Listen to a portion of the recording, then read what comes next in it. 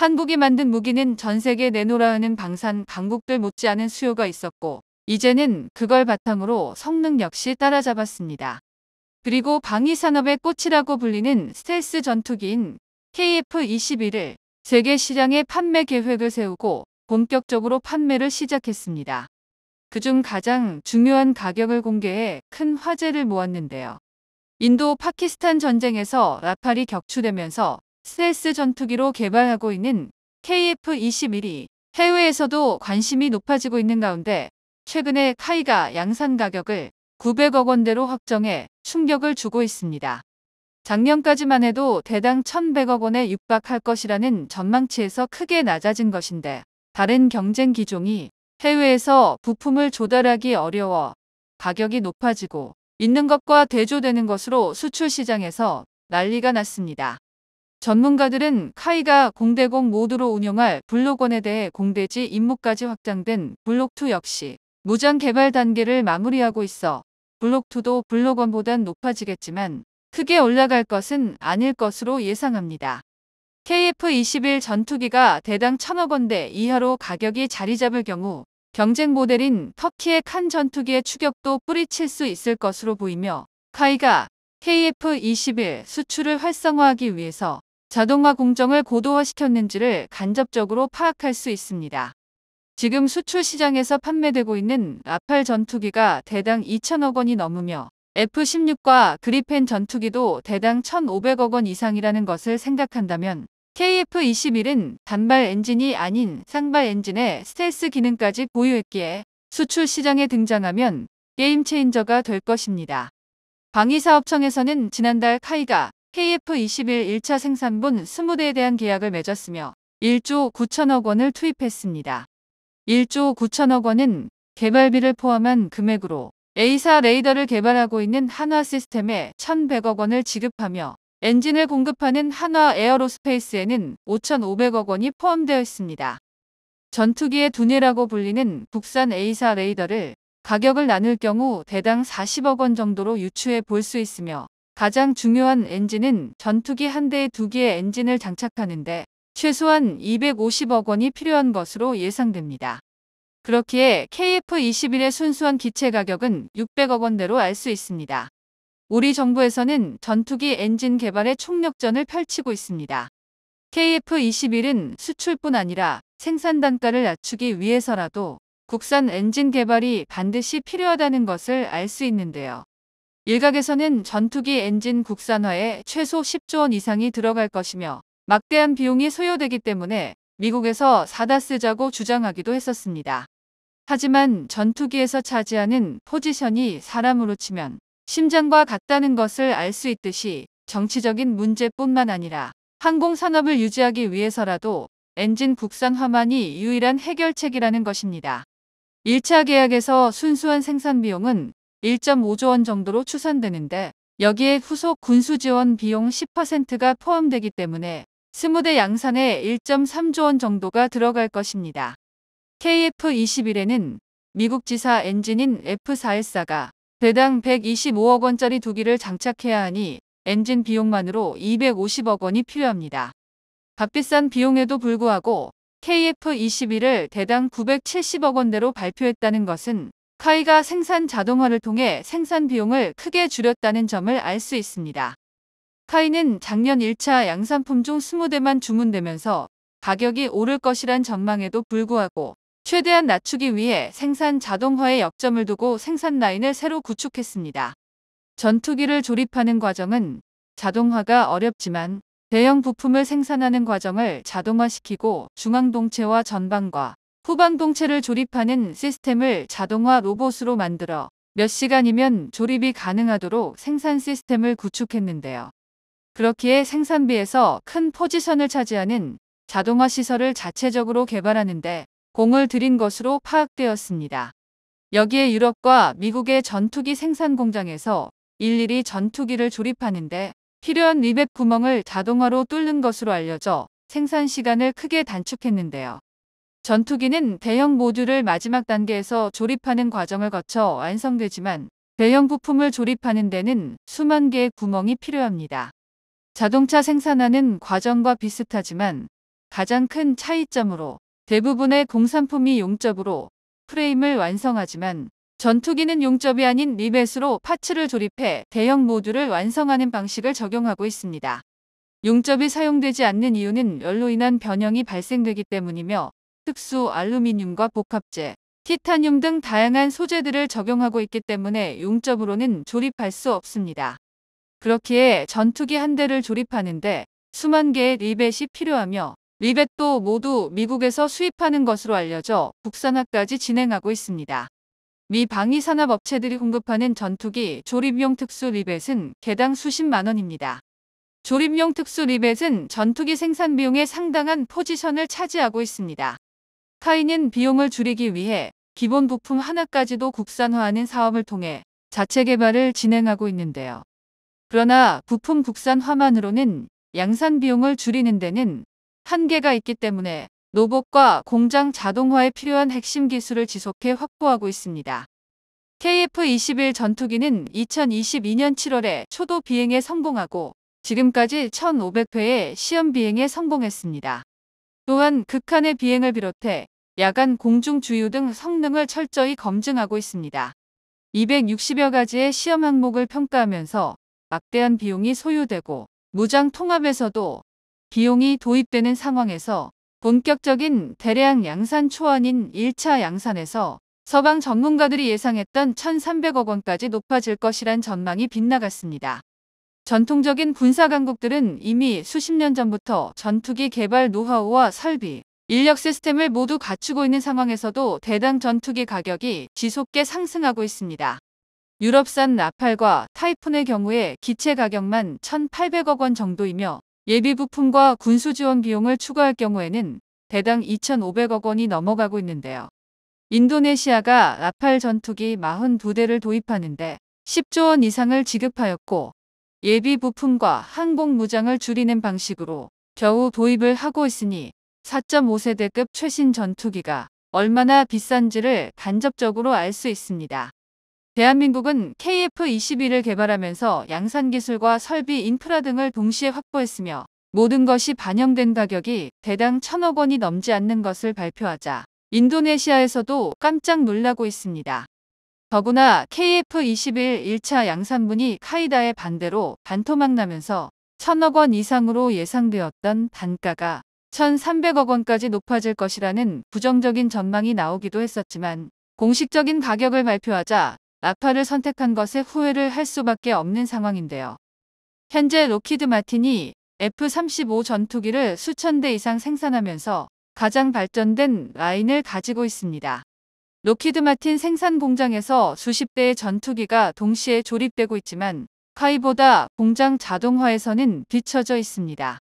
대형 모듈로 완성된 전방과 중앙 후방 동체를 조립할 경우 수일의 시간이 필요한데 카이는 몇 시간이면 완벽히 조립할 수 있어 자동화 공정에서 큰 차이점이 있는데요. 로키드 마틴이 카이에게 자동화 로봇에 대한 기술 이전을 요청하기도 했지만 제안을 거부했으며 조립 과정도 공장 내 특수한 시설에서만 소수만 참가하는 방식으로 진행돼 기술 유출을 원천적으로 차단하고 있습니다. 수많은 파츠를 손상 없이 조립해야만 하나의 완성된 동체를 만들 수 있기 때문에 자동화 로봇으로 완성했다는 점에서 세계 최초이며 이를 통해 미국과 유럽보다 전투기 생산성이 3배에서 4배 이상 높일 수 있어 카이만의 경쟁력이 되고 있습니다. 자동 생산 시스템을 가동하면서 본격적인 양산에 나설 경우 한 달에 5대 이상의 KF-21을 양산할 수 있을 것이라는 전망입니다.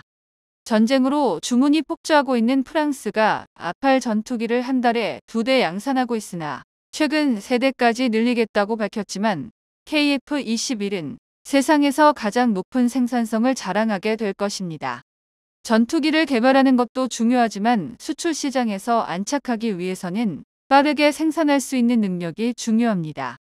외신들은 FA-50 경전투기, 그것도 훈련기에서 파생된 모델만 미국의 도움으로 양산했었던 대한민국이 본격적인 전투기를 개발하는 데 성공하고 전 세계적인 물류망 붕괴로 인해 갈수록 비싸지는 전투기 가격을 크게 안정화시켰다는 데 놀라고 있습니다. 이번에 공개된 생산 단가는 카이다의 반대로 20대만 생산하고 있는 비용이며 만약에 40대를 한꺼번에 주문했다면 이보다 더 낮은 가격을 보았을 것이라고 아쉬워하고 있습니다. 앞으로 남은 추가 물량 80대를 한꺼번에 양산할 경우 대당 800억 원대까지 하락할 가능성이 높습니다. FA50 블록 20이 대당 600억 원대로 알려진 만큼 강력한 성능뿐만 아니라 가격까지 전투기 시장을 한국이 휩쓸 것으로 보입니다. 그동안 우려되었던 KF-21 가격 인상이 이제 확실하게 공포를 한 만큼 F-16 전투기나 그리펜을 도입하려던 제3세계 국가들이 KF-21로 빠르게 돌아설 것으로 예상됩니다. 한국은 단순한 전투기 개발을 넘어 KF-21 전투기를 중심으로 한 공중 전력화를 지속적으로 추진하고 있습니다. KF-21이 양산을 시작한 만큼 핵심 부품들의 국산화 역시 빠르게 개발되고 있습니다. 최근 두산이 KF-21에 들어갈 엔진 개발 사업의 최대 난제로 알려졌던 고온을 견딜 수 있는 소재를 개발해 화제가 되고 있습니다. 그런데 그 소재가 매우 독특하다고 합니다. 두산은 이례적으로 자신들이 만든 엔진의 단면을 공개했는데 그 형상이 충격적이었습니다. 여러 가지 소재들의 유체역학적 데이터를 AI를 토대로 설계를 했는데 두산이 개발한 1680도의 고온을 견디는 소재가 나왔던 겁니다. 항공엔진 전문가들은 두산이 이렇게 개발할 수 있던 건 결코 기적이 아니라고 합니다. 후발주자인 두산 에너빌리티는 가스터빈 소재를 자체 연구하고 있는 상황에서 1680도까지 견딜 수 있는 소재를 4년이라는 시간을 대입해 찾아낸 것입니다. 이러한 연구 성과를 고도화시키면 항공기용 엔진 소재로도 활용할 수 있으며 한화 에어로스페이스와 협력할 경우 더 빠르게 국산 엔진을 개발할 수 있어 성과가 주목을 받고 있습니다. 두산 에너빌리티는 국내 유일의 소재 연구센터를 갖추고 있으며 여기에 30년 동안 지구상 모든 금속 물질에 대한 물성 데이터를 축적하면서 다양한 조합으로 합금 금속을 연구할 수 있는 전용 장비까지 갖추고 있습니다. 그리고 이번 시험 결과로 인해 전투기 엔진 자체 개발이 크게 단축될 수 있을 것으로 기대되고 있습니다. 고온 소재 분야에서 강점을 가지고 있는 두산 에너빌리티와 엔진 통합의 강점을 가진 한화 에어로스페이스, 국과연이 손을 모아 KF-21 엔진 어벤져스가 구성될 것으로 예상됩니다. 오늘은 KF-21의 엔진 소재 기술 개발에 대해 알아보겠습니다. 한국이 독자적으로 개발한 4.5세대 전투기는 전 세계적으로 주목받고 있으며 이는 단순한 국방력 강화에 그치는 것이 아니라 국제 무기 시장에서의 주도권을 확보하는 과정으로 볼 수 있습니다. KF-21이 양산에 착수하고 내년부터 전투 배치되면 미국에서 도입할 엔진 물량이 크게 늘어날 것으로 보이며 해외 수출을 위해 필요한 엔진도 미국에 의존할 수밖에 없습니다. 미국에서는 당장은 수출을 위한 엔진을 지급할 수 있으나 정치적 이유를 비롯해 수출하는 국가의 상황에 따라 허가를 하지 않아 수출에 영향을 미칠 수 있습니다. 또한 미국산 엔진의 가장 큰 단점은 바로 비싼 도입 단가로 인해 가격 경쟁력을 갖추는 것이 어려워질 수 있습니다. 현재 KF-21에 장착되는 F414 G400K 엔진의 가격은 250억 원대로 대당 130억 원 정도로 알려졌습니다.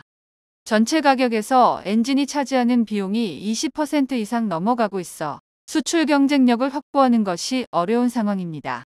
그렇기에 국방과학연구소에서는 엔진 개발 사업에 사활을 걸고 있으며 올 초 새로 등장한 무인 전투기를 비롯해 가오리, X2 스텔스 전투기를 기반으로 하고 있습니다.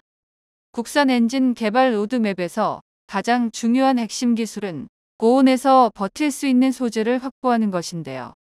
그동안 항공기용 소재는 모두 미국에서 도입해 100% 의존하고 있었고 전문가들은 한국이 독자적으로 개발하기에는 어렵다는 것이 지배적이었습니다.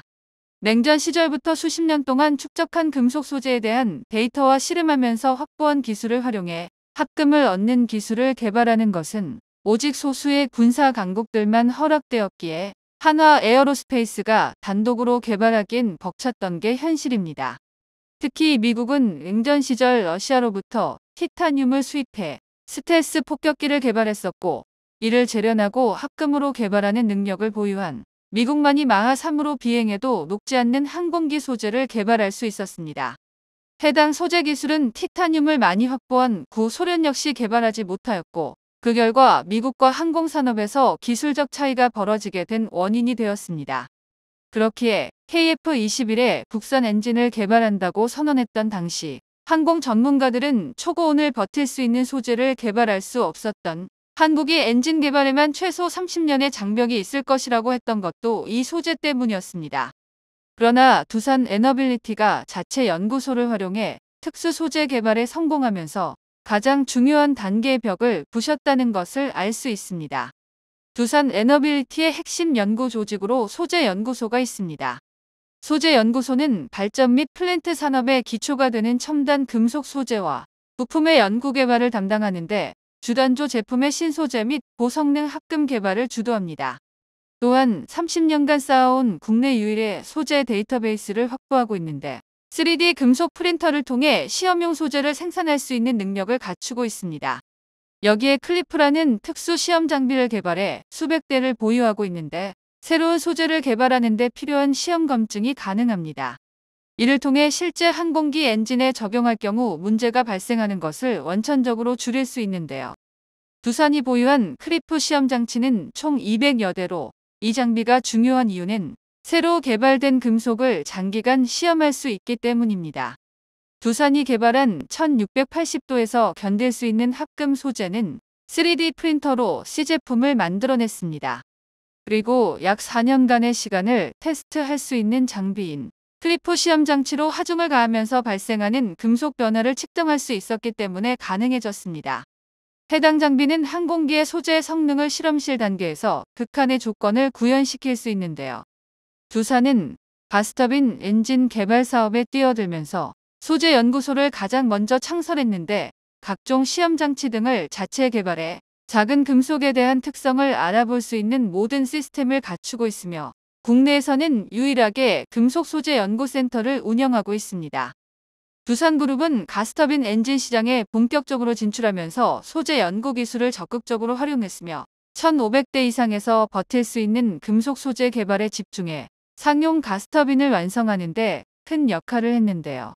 기에 만족하지 않고 첨단 전투기에 적용하는 엔진에 필요한 1680도짜리 특수 금속 확보했는데, 이는 현재 KF-21에 장착된 미국산 F414 엔진과 동등한 성능을 내고 있습니다. 제너럴 일렉트릭에서 개발한 F414 엔진은 KF-21뿐만 아니라 슈퍼호넷과 그리펜 전투기 최신형에 장착되는 베스트셀러 엔진인데요. 미 공군의 대표 스텔스기인 F-35의 엔진은 F-135로 터빈 입구 온도가 1980도까지 높일 수 있습니다. 하지만 F-35가 F터버너를 가동하면 높은 온도로 인해 엔진이 녹아버릴 수 있기에 일정 시간만 활용하도록 교육하고 있습니다. 미국에서도 약 1800도의 고온에서 견딜 수 있는 금속 소재를 확보했다는 걸 보면 두산에서 개발한 소재가 얼마나 대단한지 알 수 있습니다. 두산이 확보한 전력 1680도에서 사용할 수 있는 금속은 미국이 개발한 F404 엔진보다 높은 온도로 1500도에서 가동되는 FA-50 경전투기 엔진보다 높은 성능을 낼 수 있는 기반을 갖추고 있습니다. 전투기 엔진을 개발하는데 두 가지 핵심 요소가 필요한데요. 한화 에어로스페이스는 바이패스 기술을 가지고 있으며, 두산 에너빌리티에서는 소재 기술을 가지고 있으니 2030년 선보일 국산 엔진은 두 기업의 기술력이 서로 조화를 이뤄낸 국산 엔진을 볼 수 있을 것입니다.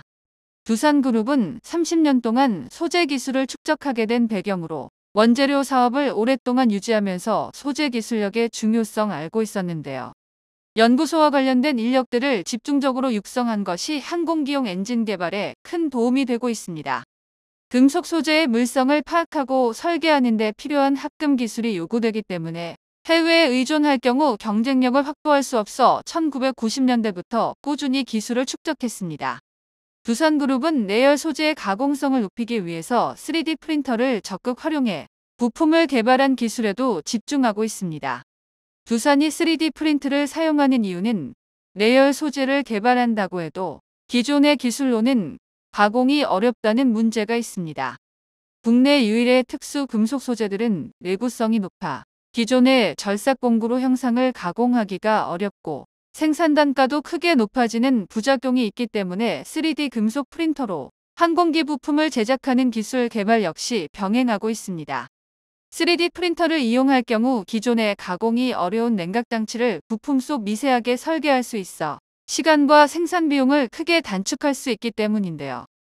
두산 에너빌리티는 기존의 구축한 인프라 기술 인력을 활용해서 국가연이 추진하고 있는 엔진 개발 사업을 빠르게 진행한다는 계획인데 1만 파운드급 엔진 개발을 빠르게 추진하고 있습니다. 두산 에너빌리티는 최근 380메가와트급 가스터빈 엔진을 개발해 시험하는 데 성공했는데 해당 기술을 활용해 엔진의 내구성까지 시험할 수 있는 기술을 자체적으로 확보했습니다. 기존의 가스터빈 시험을 위해 3,000개의 센서를 장착하는데 항공기 엔진 역시 가스터빈 기술 시험을 이용해 성능을 빠르게 검증할 수 있는데요. 그러나 전투용으로 사용되는 항공기 엔진은 버드 스트라이크나 가망 인증이 더 필요하기에 복잡한 시험을 추가로 거쳐야 하지만 국산 엔진을 확보하는데 기존 설비와 기술력을 활용해 빠른 개발이 가능할 것입니다. KF-21 개발 때도 결국 시제기 비행 테스트까지 오는데 적지 않은 난관이 있었던 만큼 국산 엔진에 역시도 인내심이 필요합니다. 그럼에도 대한민국이 걸어나갈 이 길은 단순한 기술 도전을 넘어 새로운 국방 패러다임을 여는 작업이 될 가능성이 큽니다. 과거 중국이 수십 년을 투자해도 해결하지 못했던 엔진 국산화 숙제를 한국은 더 짧은 기간에 달성할 수 있을지 전 세계가 주목하고 있습니다.